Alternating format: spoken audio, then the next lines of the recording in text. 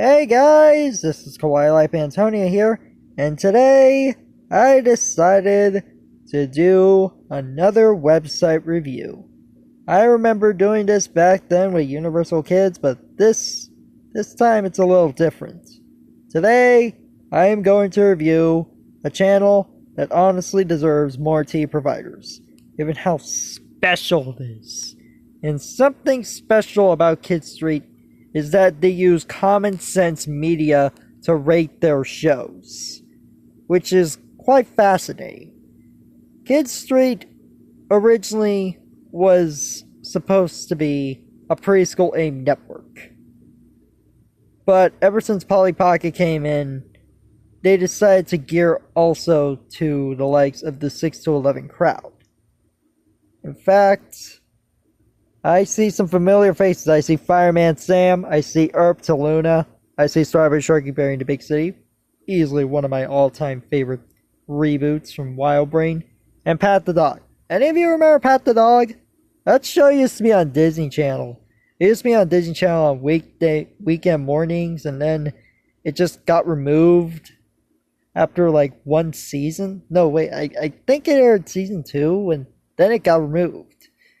But, alas, the info of Kid Street is quite interesting, even though it also has a nighttime time shift called Family Explorer. But, yeah. Anyway, here's the info. It says, Kid Street is a children's television network that provides fun, entertainment, and learning opportunities for children 3 to 7 years old and families. Kid Street goes the extra mile to create and maintain a parent-approved environment. Kid Street speaks to a diverse audience. It is a network with wide cultural appeal, and every program is available in both English and Spanish. So it's not just English, it's also accessible in Spanish too, which is quite interesting to see. And here is the menu. And yes, they have the 2015 Bob the Builder reboots in it. Well, I might as well start with The Village of Pinocchio. I mean, I guess the faithful take on the book series. I mean, I'll always say this. Any Pinocchio adaptation is better than that soulless Disney remake. Yes, even the It's So Bad It's Good Pauly Shore movie. It's just, I just, that Disney remake is just so bad. And then there's Zizzy and Hannibal, which I guess that's quite nice to see. Then Storytime Miss Booksy, which I believe is based on an internet series on YouTube. And it's in animated form, as the YouTube one is in live action, so there's that. Then there's Little People. I remember watching Little People on Sprout sometimes. It used to be on Sprout. It's based on the toy line, and looks like it has a new home being Kid Street. And there's Rev and Roll, which I do know this. That's on Pluto TV. With that deal on Wild Brain, it really led to so much access on their shows. So, yeah. Then there's Edmund and Lucy. Not sure about that. Kind of reminds me of Mook a bit. Any of you remember Mook? M-O-U-K. That's his name. Mook. Yeah. And then there's Pat the Dog. Yep. Pat the Dog is right there. So, time to go over some more.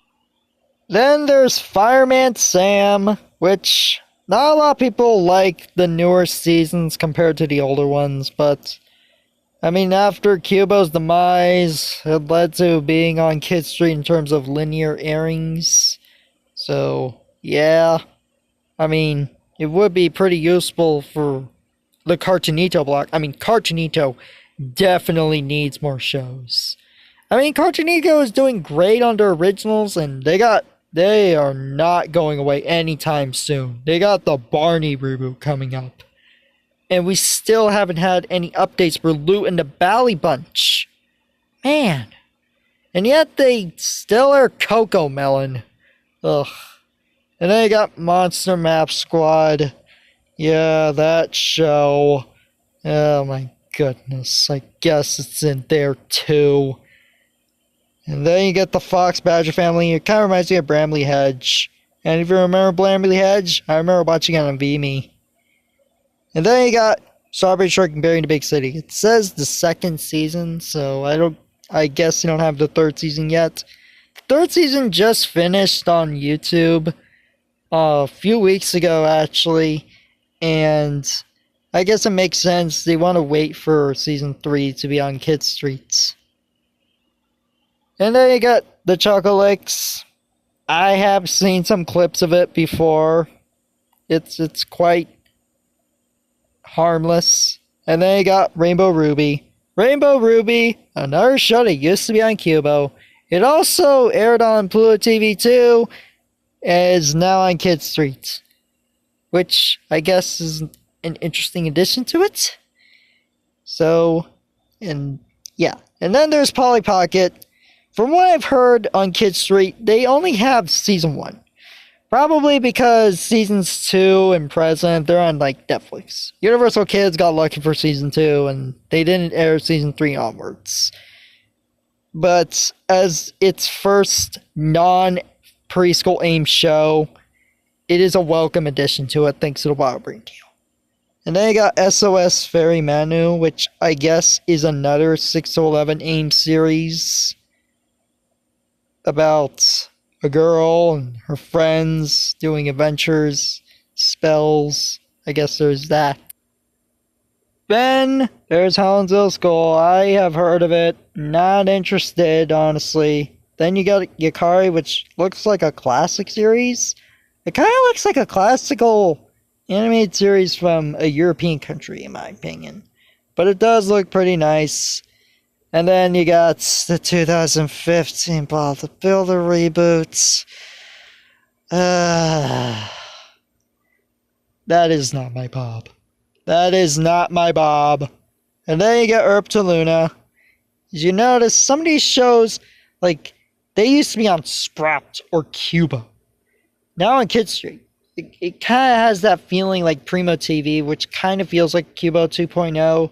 Even though it needs to be on more TV providers, it brings to some deja vu. In my opinion, that is. And they got Darwin and Newts, or a sister and brother duo that loves adventure and uses the help of science. They got Heidi, which is, I believe it's based on the classic anime, to be in CGI. Then there's The Day Henry Met. And then there's a Blinky Bill reboot? I didn't know there was a Blinky Bill reboot. The more you know, I guess. It does look pretty nice, though. And then you get Atchu. I mean, I've heard of it. And then you get Mighty the Bee, the 2011 series. It just brings to the feeling that so many former shows that aired on Sprout, now on Kid Street, brings to some feeling there. Oh my goodness. And then there's Rockabye Island. I used to hate this show. Now I don't care. It's just... Oh, this is a pleasant surprise. They got Peking Duckling. And it says they have a so-called new season.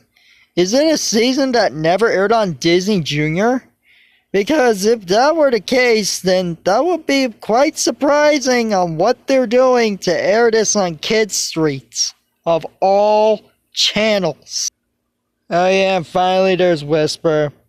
It's a show that exists, in my opinion. It's just not my thing. With Kid Street, they really are doing impressive there to these interesting takes on using common sense media for these reviews to make sure that these shows really mean to be educational or entertain children of all ages, which that is quite a bold move on what they did. Another interesting thing that Kid Street has that other networks don't have is the mention of awards on their official website, including Family Central Explorer, but Man, I have never seen a channel doing this on its official website. On these awards, even though those awards, many of these shows, they are acquisitions, they are not original programming, which is quite special for the company that made these shows. So, this might lead to some specialty to these shows and Kid Street in general, given how they treated their animated shows very well in terms of acquisition. Oh yeah, and it looks like they haven't really updated their website on these pictures, because I see Berry Bitty Adventure Strawberry Shortcake and Not Berry in the Big City. I think they don't air the Berry Bitty Adventure series anymore? So, that's not a good sign. There are even some videos to view on the website, probably about the series in terms of advertising. But what I really like about Kid Street is its lineup. Look at that variety. Look at that variety. And they do it in an interesting way. As you can see, Monday, Wednesday, and Friday, and then there's Tuesday and Thursday, and then there's the weekends. They all have different lineups. Each one an hour, which, well, most of them. But it just, look at that variety. It's so good. If only other networks can just take note on Kid Street, because this is amazing to give children and young children something different on these days, which is just very interesting and impressive.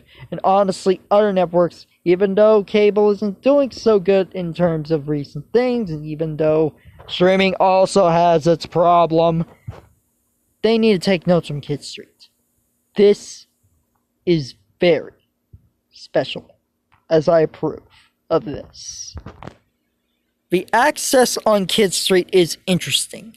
It's not available on satellite, but it's available on cable, like Xfinity, Sunlink, Optimum, and Spectrum, which it honestly deserves more providers. This channel is special. It has a good amount of variety, good amount of content, and it uses Common Sense Media to make sure they entertain children, the 6 to 11 demographic and the 2 to 7 demographic. It is interesting to see this channel on how special it can be. Overall, Kid Street really is a special network, and it's pretty underrated too. With the deals on WildBrain, it is very impressive for what this channel has done. And I gotta say, it is just an interesting network that has a good sort of awards, variety, and the shows that they air despite being acquisitions.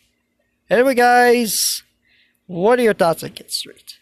Do you think this channel is special? Do you think this channel is interesting? I gotta say, other channels, I gotta take notes from Kid Street, because this channel really is interesting in a good way. Anyway, guys, this is Kawaii Life Antonio, signing off. Peace.